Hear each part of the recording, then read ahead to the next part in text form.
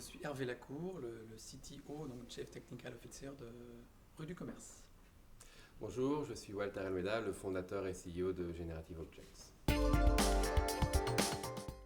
Donc, notre relation consiste pour Generative Objects en la mise à disposition pour Rue du Commerce de notre plateforme de productivité logicielle dans le cadre de la refonte des outils marchands pour la marketplace Rue du Commerce. Alors nous nous sommes rencontrés justement amenés par une autre société représentée par Xavier Vauquois. Et en fin de compte, dans ce cadre-là, Xavier nous a mis en relation. Et là où c'était très intéressant, c'est qu'en tant que responsable d'équipe technique, il a fallu nous prouver déjà sur un plan technique que les outils qui allaient générer du code automatiquement, c'était des outils de qualité qui généraient des codes de qualité et surtout monter d'un cran par rapport aux équipes techniques qui sont toujours très sceptiques avec ce genre de solution. Ça, c'était un gain très important parce que les équipes ont été persuadées que c'est ce qu'il fallait faire. Donc l'intérêt pour Generative Objects de cette collaboration avec Rue du Commerce, ça a été déjà d'obtenir une référence de qualité et renommée pour la promotion de nos outils. Et ça nous a permis de valider dans un cas complexe notre plateforme. Donc on a dû vraiment faire des développements avec nos partenaires d'applications connectées au système d'information du client avec des problématiques complexes de time to market extrêmement courts et un travail collaboratif des équipes métiers et techniques du client Rue du Commerce. Alors pour Rue du Commerce, l'intérêt il est également double.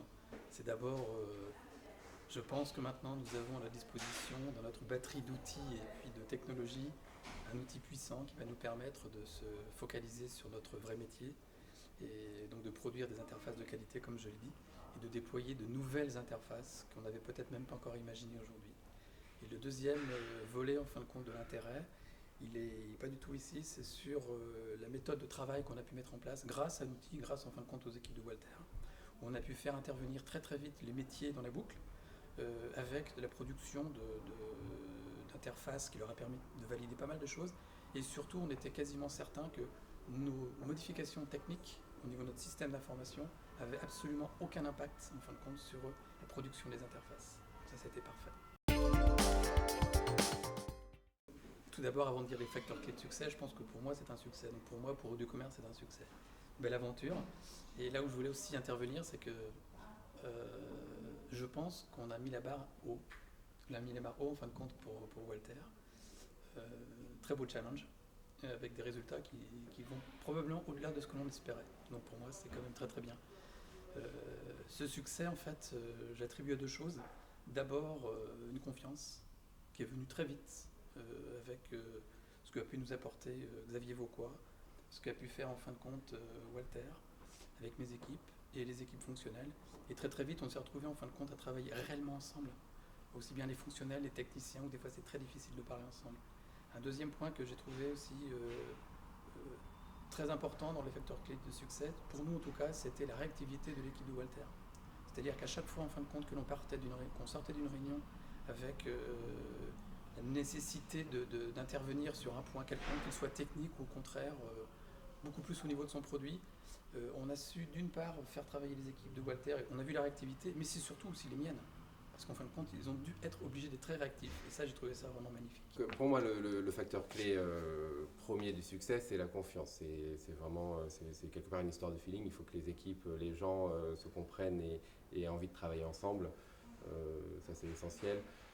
Ensuite, dans tout ce qui est projet majeur d'entreprise, l'important, c'est que les gens arrivent à travailler ensemble, que ce soit les partenaires extérieurs, les équipes métiers en interne, les équipes techniques et les dirigeants. Il faut vraiment que tout le monde soit convaincu d'être sur le même bateau dans la même direction et impliqué dans le projet.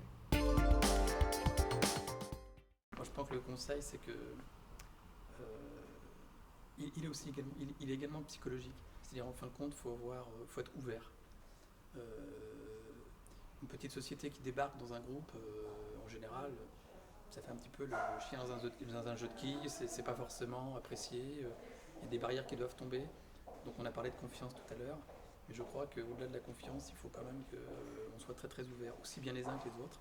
Alors la notion d'ouverture, on retrouve peut-être plus chez la start-up parce qu'ils sont là pour avancer, l'ouverture dans un groupe qui est plus important, c'est pas toujours très très simple. On a des habitudes, on a des façons de travailler. Et je crois qu'aujourd'hui, il faut être très très ouvert pour faire ce genre de choses.